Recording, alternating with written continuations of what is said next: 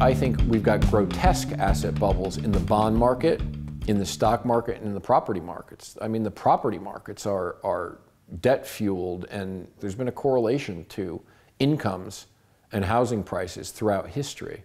But we've fundamentally disconnected from that. And now we're trading at ridiculous multiples where nobody can get on the property ladder, and people are borrowing ridiculous amounts of money, but it's poor man's leverage, right?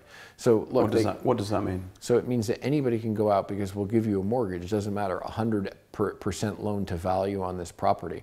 The builders will say, oh, we're going to give you £600,000 to buy this luxury studio apartment. But then what happens is the price of that studio is going to go down to $150,000. So you've got a Ponzi asset, that's not worth $600 that you bought. You've got a loan that you owe at $600. So you've got real debt and a Ponzi asset. And do you think that's a realistic analysis? Because a lot of people hear that and go, hang on, that you're over-dramatizing this, because really we're not going to see that level of drop in a real estate market, especially because, Mitch, house prices always go up. Exactly, except when they didn't in Japan 30 years ago. And all of the Western economies, in Japan, in the 20-year period, they dropped 90%. That's 90%. Yeah, but can you just So it was the most expensive property market on the planet, and everybody said, buy Japan now, buy Japan now.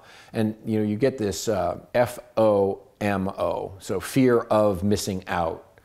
So everybody wants to get in because all their friends are buying and everybody's making money because they don't have realized gains, but they're saying, look, man, I bought my studio at 350, now it's worth 600. Look at how much money I made. And that's the herd mentality of how a market works. Chasing markets, and usually somebody's going to end up holding the bag. But is it possible to transpose the Japanese problem onto Europe, onto Britain, onto America? Is it the same dynamic? Because there are so many different variables in there. You're right. These are a lot smaller economies because, as you know, Britain's number 5 or number 6, depending upon who's number in GDP. Japan's number 3.